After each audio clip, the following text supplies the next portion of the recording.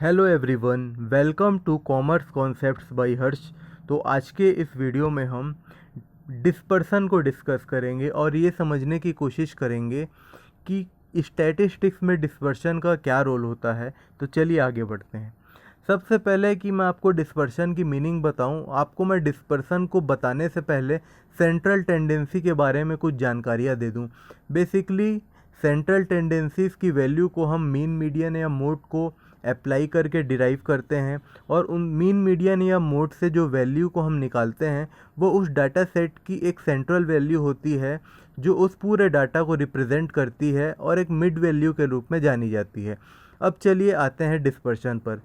Dispersion basically एक ऐसा concept है जो ये बताता है कि किसी भी सीरीज के डाटा सेट उस सीरीज के मिड वैल्यू से कितनी दूरी पर स्थित हैं, मतलब उस मिड वैल्यू से उन डाटा सेट्स की डिफरेंस या वेरिएशन कितनी है।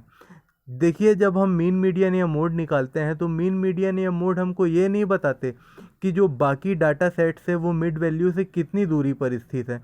इससे क्या है, जो स्टैटिस्टिकल एनालिसिस करने वाले लोग हैं उनको ये पता नहीं चलता कि डाटा सेट्स और मिड वैल्यू के बीच में कितना डिफरेंस है और उस डिफरेंस का कारण क्या है। तो इसलिए डिस्पर्शन को हम स्टडी करते हैं।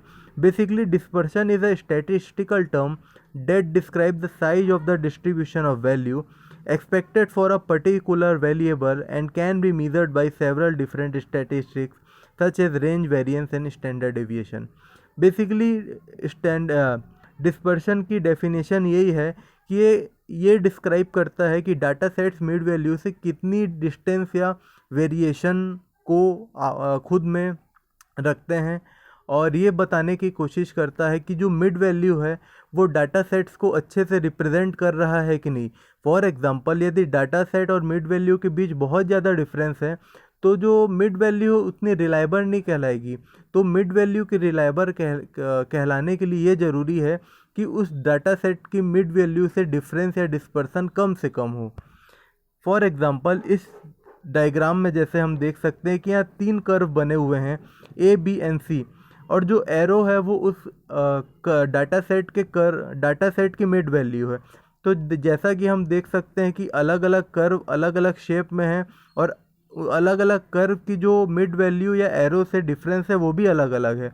तो बेसिकली इन जो कर्व है इनकी लेफ़्ट और राइट दोनों साइड से जो एरो है उसकी डिफरेंस को ही हम स्टडी करना डिस्पर्सन कहलाता है। और बेसिकली डिस्पर्सन के जो टूल्स हैं जो सीरीज के वेरिएशन को स्टडी करते हैं वो वास्तव में यही बताते हैं कि मिड वैल्यू और डाटा सेट्स के बीच में डिफरेंस या डेविएशन कितने अमाउंट में है।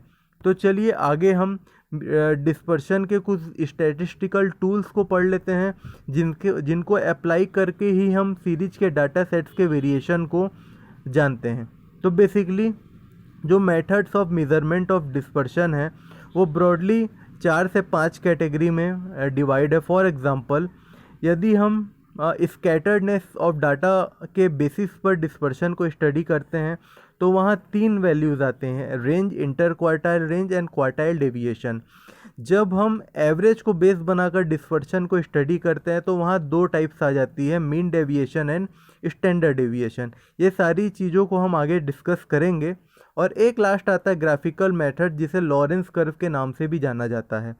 तो चलिए इसके कुछ हम फॉर्मूलेस को समझ लेते हैं और ये समझने की कोशिश करते हैं कि किस प्रकार इनको डिस्पर्शन को जानने के लिए अप्लाई किया जाता है। बेसिकली जो एब्सोल्यूट मेजर्स और रिलेटिव मेजर इस स्लाइड में लिखे हुए हैं इनका मतलब आपको पहले मैं समझा देता हूँ। जो एब्सोल्यूट मेजर्स होते हैं वो ओरिजिनल डाटा सेट्स पर अप्लाई करके निकाले जाते हैं और इनको एब्सोल्यूट मेजर्स को हम दूसरे डाटा सेट के साथ कंपेयर नहीं कर सकते। जब हमको जो डाटा सेट्स की वैल्यूज़ हैं उनको दूसरे सीरीज या डाटा सेट के साथ कंपेयर करना होता है तो हम एक रिलेटिव वैल्यूज़ निकालते हैं। रिलेटिव मेजर की वैल्यू को हम कोएफिशिएंट के नाम से भी जानते हैं। तो बेसिकली कोएफिशिएंट तभी निकाला जाता है जब हम 2 डाटा सेट या 2 से ज़्यादा डाटा सेट को कंपेयर करना चाहते हैं।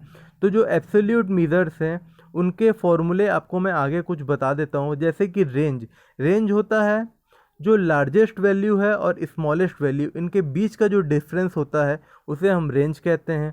सेकंड आता है क्वार्टाइल डेविएशन। बेसिकली क्वार्टाइल मतलब 25%।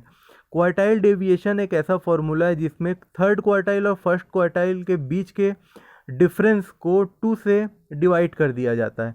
आफ्टर देन आता है mean deviation. Basically mean deviation एक ऐसा डेविएशन है जो सेंट्रल टेंडेंसी की वैल्यू मीन, मीडियन, मोड किसी से भी निकाला जा सकता है, पर सुविधा के लिए स्टैटिस्टिकल एनालिसिस करने वाले लोग आमतौर पर मीन का ही उपयोग करते हैं, इसलिए इस फॉर्मूले का नाम मीन डेविएशन पड़ा हुआ है। बेसिकली मीन डेविएशन के कुछ डिसएडवांटेज हैं, जैसे इनमें साइंस को इग्नोर कर दिया जाता है।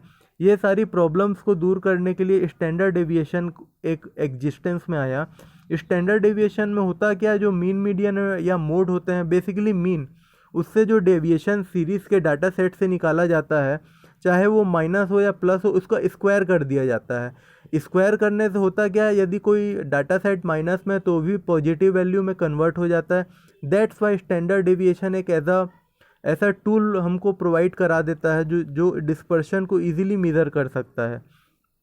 अब आते हैं रिलेटिव मेजर्स पे। बेसिकली कोएफिशिएंट ऑफ रेंज सबसे ईजीएस्ट फॉर्म होता है। इसमें होता क्या है, जो लार्जेस्ट माइनस स्मॉलेस्ट को निकालकर लार्जेस्ट प्लस स्मॉलेस्ट को उससे डिवाइड कर दिया जाता है। इससे होता क्या है, एक ऐसी वैल्यू आ जाती है जिससे दो डाटा सेट को हम कंपेयर कर सकते हैं।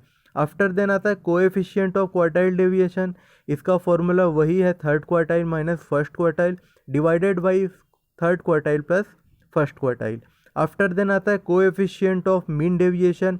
देखिए मीन डेविएशन का जो ये फॉर्मूला यहाँ लिखा हुआ है, इसमें मीन डेविएशन अपॉन मीन दिया हुआ है, पर यदि आप मीडियन या मोड का उपयोग करते हैं तो आप यहाँ मीन की जगह मीडियन या मोड को भी उपयोग कर सकते हैं। आफ्टर देन आता है कोएफिशिएंट ऑफ स्टैंडर्ड डेविएशन।